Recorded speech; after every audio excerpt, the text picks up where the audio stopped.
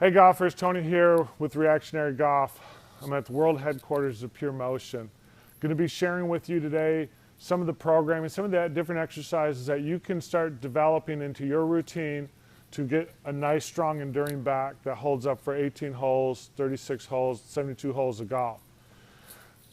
Golf is not about being necessarily a strong core, but it is about having a core that can withstand the endurance of the demands of swinging a golf club. And we're going to bring in the founders of PURMOTION and share with you some great, fascinating research and some exercises to help improve your game.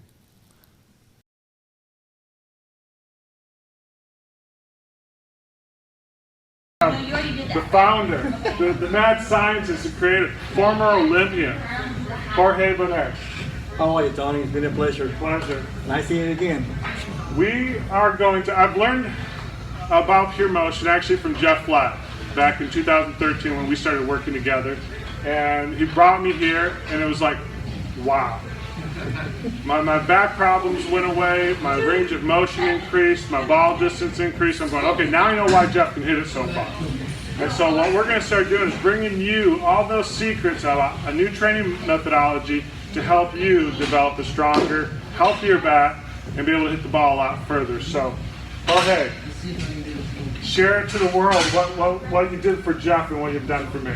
Well, first of all, Jeff showed up here back in 2012. I even didn't know the guy. He walked through the door and he said, I just want to quit a workout. Well, it was 2 hours and he still did not finish. But it was a wonderful experience.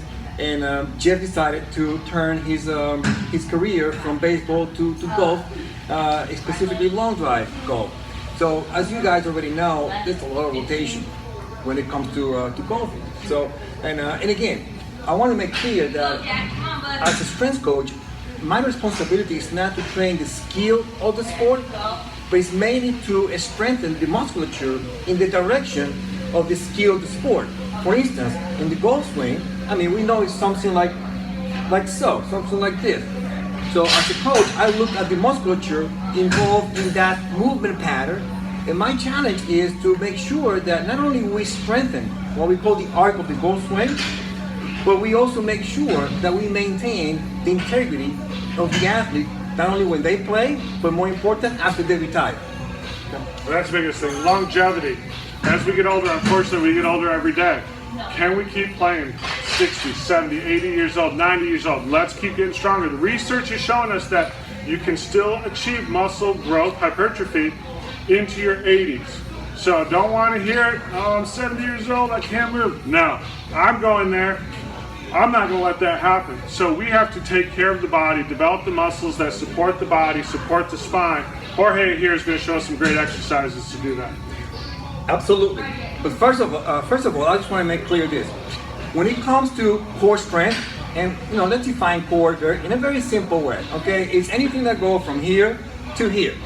Okay, and you as golfer, if you want to develop, golf muscles, there are plenty of ways of doing it besides traditional method, like for example, sitting, with your butt on the ground and doing traditional sit-up, leg raises, and whatnot. The key is to develop movement pattern on your feet because that's how you play. Okay, in a way that it's simple, but more important, efficient. It gets you in the weight room and out of the weight room, fast but efficient.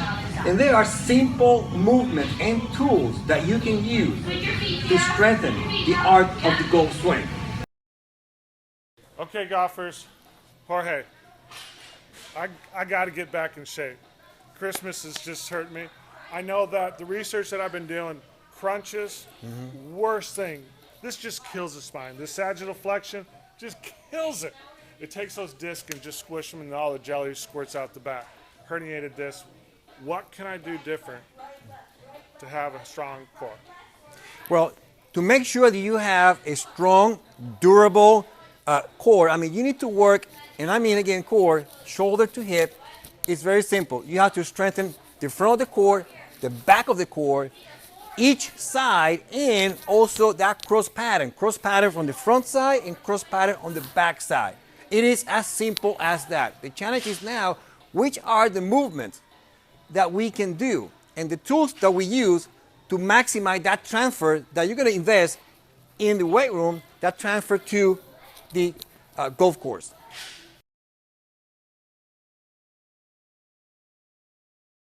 Now I got Tony already set up with the AirFit, and the AirFit is nothing else that device that has a strap, spring, you have this pulley, rope, and these slings. And notice how simple Tony is going to demonstrate how we can strengthen the front of your core. And I'm also going to show how we can do some short rotation, okay, with using the same start position, okay. And what he's going to do, he's going to go back into a plank, okay. He's going to do what we call reverse sit-up. So it's a sit-up, but he's going to be face down by starting in a plank position, okay. At that point, all he's going to do is going to tuck his elbows in, chin also going to tuck it in. He's going to flex the hips. See, it looks very much like a sit-up, okay. The only contact on the ground are his toes, making the exercise extremely challenging. But muscle tension is extremely high. It covers the whole trunk and the hips. But I want Tony to explain to you guys what he's feeling, because one thing is what I say, another thing is what you feel. So Tony, take a little break, and you did it without my permission. But I want you to stand up. You wanted me to explain it. I want you to stand up for a second. Okay. Now, explain to our friends, what do you actually feel? And this is what I love about it. It's that we're not isolating a muscle. We're not isolating here.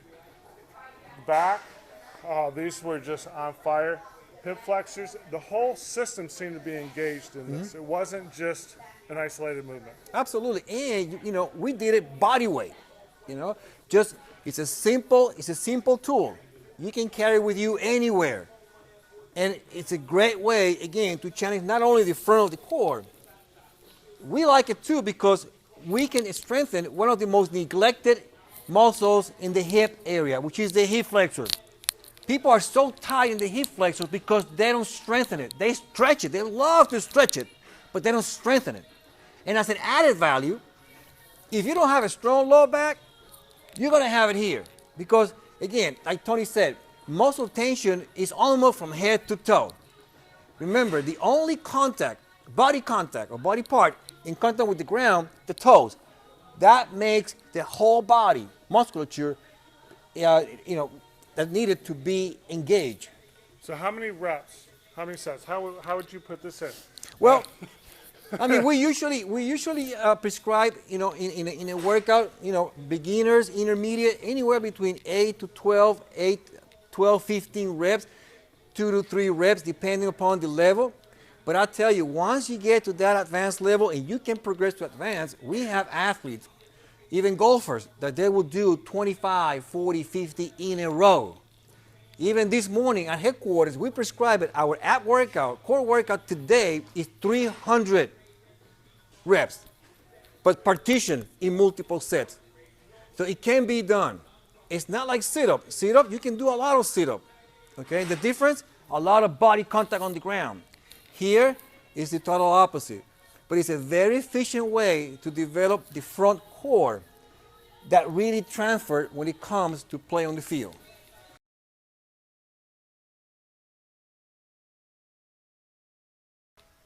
All right, Jeff. So now you have a Jeff.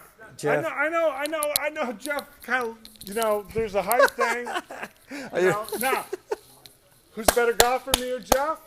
We know that. Can Jeff hit it further than I can? Yes. But can I get it on the green, make putts, shoot under par? Yes. Jeff? Not so much. Not so much. Thanks, Stu.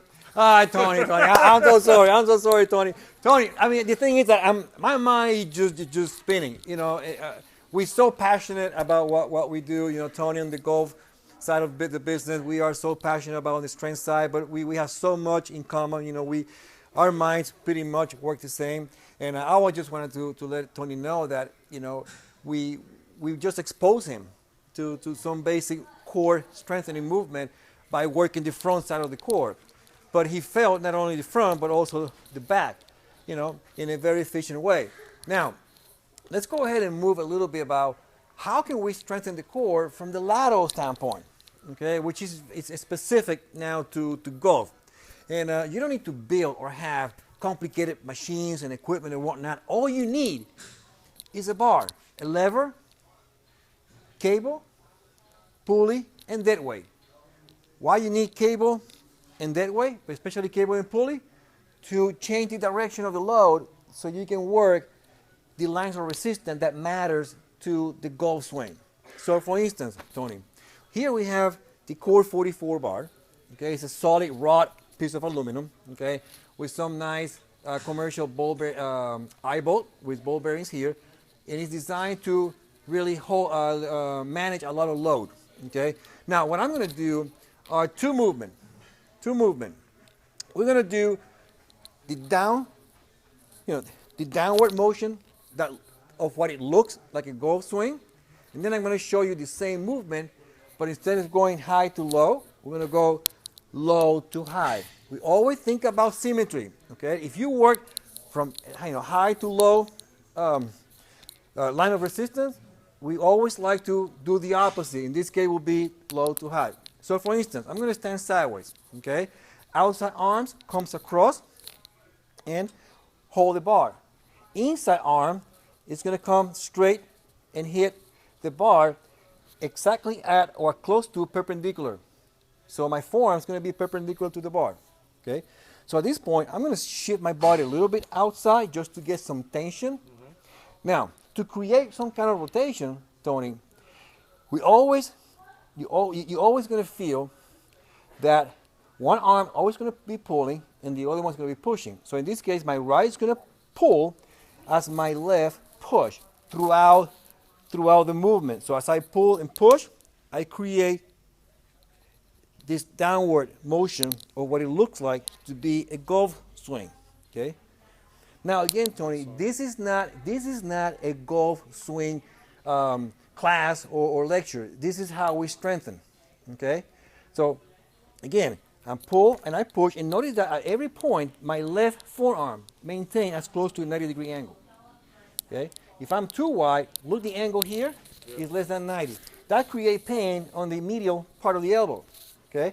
Here, you're too close. See, you're not at 90. So an easy way to learn this is make sure that you are at 90 all throughout. Okay. So and you can maintain your footprint. Can be either hip width, which is harder. You can go a little wider, or shoulder width, which is, gives you more stability. You can manage a little bit more weight. Okay. Go ahead and try. Now I'm going to come here. And notice the grip. We like to do what we call the monkey grip. All it means is it's an overhand grip, but the thumb is always going to be over the bar. And yes, if you're going to push, the pushing hand, in this case the left, doesn't need to really be holding the bar too tight. Okay, so now you can keep your vision, your eyes on the, like you're looking at the ball, and all you do, you start with a pull and then you follow with a push, and you keep the bar close to your body. We work in this frontal or lateral, what we call it, orbit or plane. Perfect. Now feel what I call it the shark bite. Shark bite is muscle tension. You're gonna feel some shark bites. Right there on the sides. There you go. Yeah. Notice how your obliques, internal, external, are working. Oh, and you see how simple it is. Bar, cable, pulleys, weight. Can you do it with bands, elastic bands? Absolutely. It can be done. Okay? But it's a very simple but very efficient way to load the musculature in the way that transferred to the golf swing. Okay? So now let's go ahead, we work the downward phase. Now we're going to work the upswing phase. Okay? So all I'm going to do, I'm going to come here, bring it down. Okay? And then I like to start, I need to start somewhere around above the knee, right above the knee. Okay? And then we start right here. Again, we create tension. I like to keep now, my footprint is going to change. My outside leg or foot is going to come back, front foot slightly forward, flat on the ground, back heel up. Okay? And all we're going to do, you have to think circle. You have to think about, I'll call it circle or orbit. Okay. Okay? This is not an elbow flexion extension. It's just you're going to paint a circle in space. Yep. So again, now your inside arm, which was pushing in the downward motion, now he's going to pull. Okay. And the outside arm is going to push. Okay. Okay, and my body, notice my body now is going to bend a little bit, so I can engage into a higher range of motion, just like so.